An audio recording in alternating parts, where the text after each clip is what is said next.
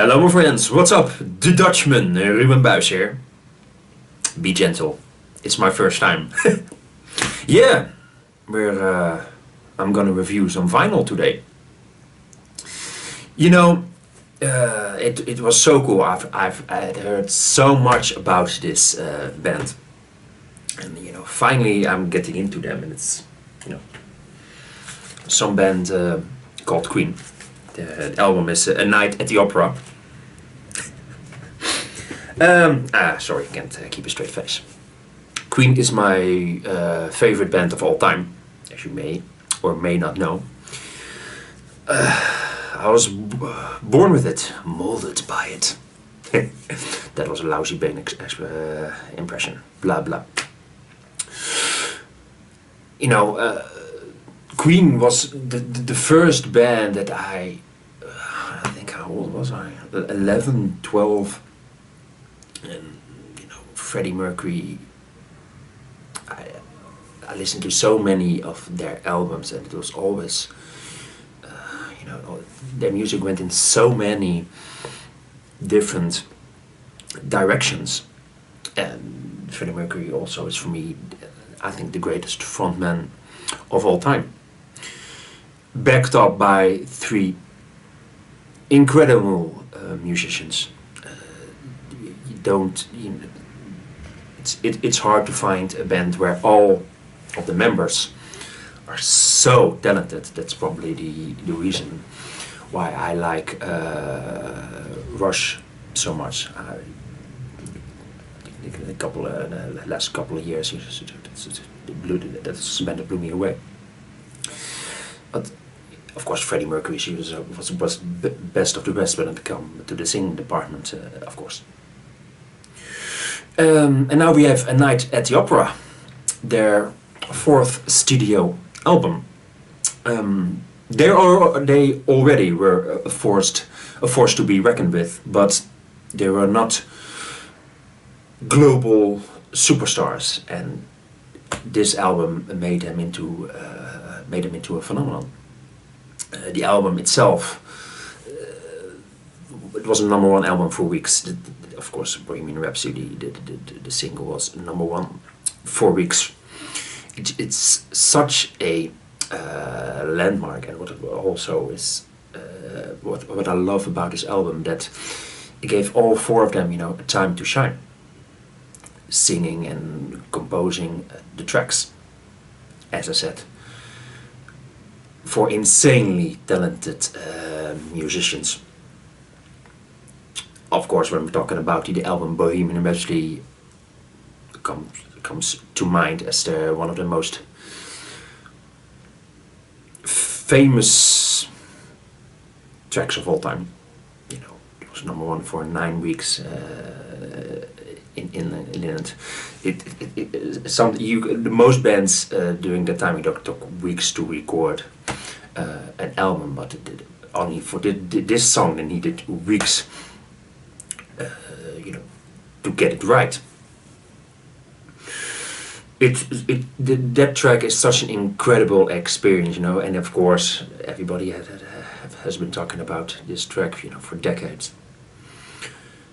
But still, after all this time, it's such a unique thing. The singles during that time were, already were like 3 minutes, and this one was almost 6. Of course, you have a lot of progressive band at that time, but their long songs didn't get much airplay. Thought it wasn't they thought that it would never work commercially. But Queen thought differently about that subject, and they were right. It's the most famous track of the album, of course, combining a ballad with rock and opera, and such a unique mix. The album itself has got, of course, a couple of Queen classics, and I think "Love of My Life" is a very, fantastic track. When you have a heart, you just ended a relationship, that's absolutely not the track you should be listening to, or maybe you should, just to get over all of that grief. But it's, entire when that track is played live, was played live, entire stadiums sang along.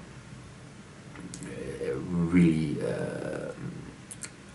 as I said, also one of the classics, and also on the album. It was so apparent that Roger Taylor and Brian May were great singers in their own right. Track 39, which is one of my personal favorites. You know, Brian May is got a great voice, and Roger Taylor, I'm in love with the car. In love with my car is of course a little bit obscure lyrics, but Roger Taylor has an fantastic raw voice. Really reminds me of Rod Stewart. Outside being a fantastic drummer, he had a great voice when he was young.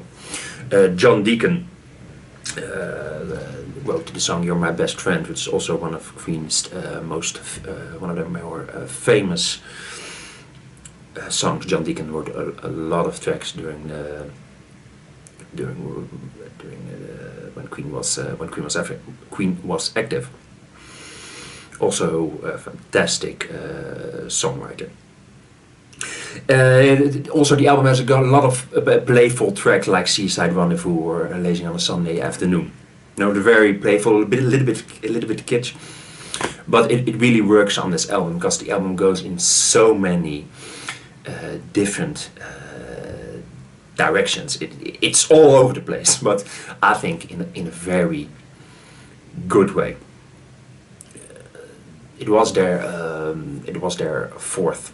is their fourth album.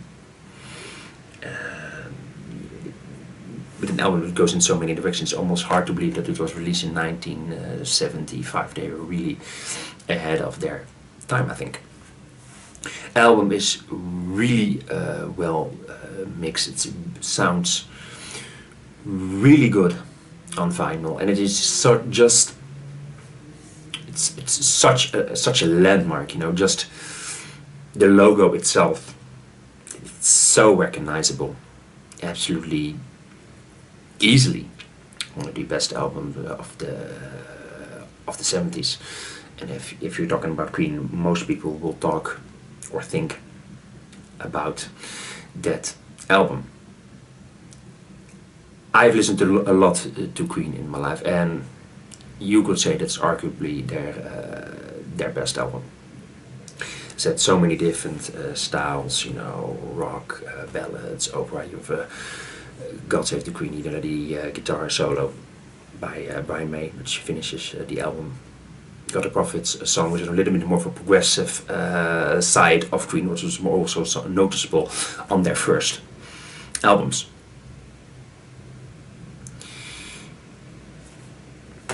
As I said, you know, this album, one of the best albums of the 70s, and it clearly catapulted Queen into the realm of the best bands of all time. Queen is my favorite band of all time. Of course, I can understand that some bands are better on a technical level. Sure, but again, it's my personal taste. I was raised with them. I can easily say that the Buijs had maybe the musicians are better, whatever. Not a better singer, of course, because, you know, Freddie Mercury will never be. I don't think he will ever be topped. Such a shame he passed away at such a young age. But his music, the music that they made, will never be forgotten. A fantastic, brilliant album, you know, one for the ages. Sounds absolutely fantastic on vinyl or on CD or whatever. I can fully recommend it if you're not into Queen already. Give the album 5 stars. My friends, this was a lot of fun. I hope you enjoyed it.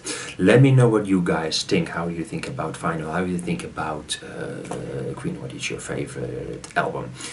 Please let me know. Thanks so much for watching. If you like this video, click on the like button, subscribe if you like what I do. If you want to, you can support me on Patreon. That would be awesome. Promise I will do this for the rest of my life. See you soon, my friends. Bye bye.